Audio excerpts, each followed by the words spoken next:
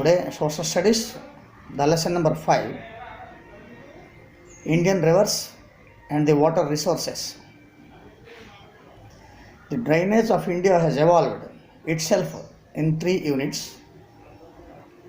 They are the Himalayan, the Peninsular Plateau, and Indo-Gangetic Plains. On the basis of its origin, they can broadly be divided into two categories. One is Himalayan rivers, the second one is peninsular rivers. Now let us discuss about the Himalayan rivers. The Himalayan rivers are the Ganga, the Indus, the Brahmaputra. The above three rivers originated in the same region within few kilometers. They are, the Ganga, the Brahmaputra, the Indus rivers are perennial rivers. Why? Because they are sources of the rainfall and melting of snow. So they flow continuously. They are called perennial rivers. The Indus originates on the northern slopes of the Kailash range in Tibet near Lake Manas Sarovar. It follows a northwesterly course through Tibet. It enters Indian territory in Jammu and Kashmir. Now the tributaries of Indus River are Jhelum, Chenab, Ravi, Beas and Satluj. It covers Jammu and Kashmir, Punjab and Himachal Pradesh. Now the next river system is the Ganga system. The Ganga has twin sources. The main one is the Gangotri glacier, where it is called the Bhagirathi. The other is the Satopant glacier northwest of Badrinath, where it is called the Alkananda. The two join at Devaprayag to form the Ganga that emerges from the hills of Haridwar. The Ganga is joined by a large number of tributaries. A majority of them originate in the Himalayan range, but some of them have their sources in the Peninsular Plateau. Now the topic is river Brahmaputra. Brahmaputra also rises from Kailash range near Manas Sarovar. Its starting flow is eastwards through southern Tibet. In Tibet, the river is called Sangpo. It enters in India through Arunachal Pradesh first. Next, it joins in Assam with two tributaries. The tributaries are Dibang and Lohit. From here, we, the Indian people, call the river name is Brahmaputra. Now the topic is the peninsular rivers. Already we studied about the Western Ghats in the past classes. The Western Ghats are the water divide between the peninsular rivers. Many rivers flow from west and join in Bay of Bengal eastwards. But some rivers flow and join in Arabian Sea westwards. Their rivers are Narmada and Tapati. The peninsular rivers, the Chambal, Sindh, Betwa, Ken and Son. The peninsular rivers roots are from Ganga river system.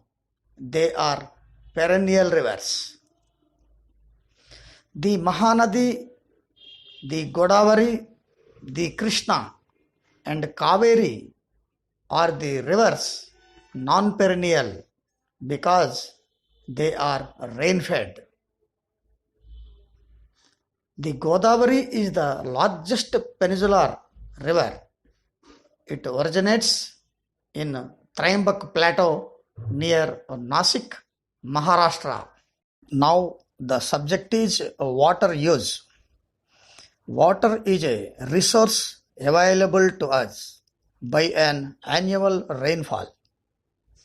We can try to estimate how much water we can use during the year. In order to do this, we need to estimate the inflows and outflows during the year to understand the water budget. Now let us know about water inflows. Water inflows is equal to precipitation plus surface flow plus groundwater.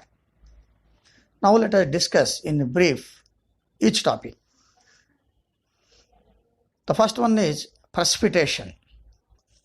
Precipitation includes, the rain, snow, dew, hail, etc. The second one is surface flow. It includes streams, canals, and other flows on the surface. The third one is groundwater. It includes water flows from the underground level. Next, we study water outflows. Water outflows include evapotranspiration. What is evapotranspiration? Evaporation plus transpiration is combined together, evapotranspiration. Evaporation takes place in lakes, rivers, seas, etc. Transpiration takes place from the living things such as trees, birds, animals, men in breathing process. This is called transpiration. The both combined together is called evapotranspiration. Next, water flowing out via surface flows and groundwater. If you observe in a village, some amount of water flow out of the village as surface flow through streams. During monsoon month, this surface flow increase, then percolates into soil and recharge aquifer. Dear students, you have to know the meanings of percolation and aquifer.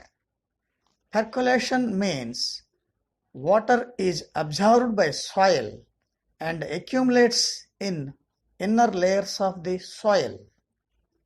Aquifer means the amount of water stored in between rocks are called aquifer. Next, water for agriculture. Water reaches the root zone of crops either through rainfall or some process of irrigation. There is a capacity of the soil to store moisture. If there is excess water, such as flood, cannot percolate below. Already you got known the meaning of percolation. On the other hand, in a drought situation, if there is no enough moisture in the root zone, the crops will dry up. Next, water used for domestic purpose and for the animals. Water used for drinking, cooking, washing, cleaning, and for the animals is compulsory. So, planning for this component is needed nowadays to increase the availability so that a minimum amount of this water is actually made available to all, irrespective of their income.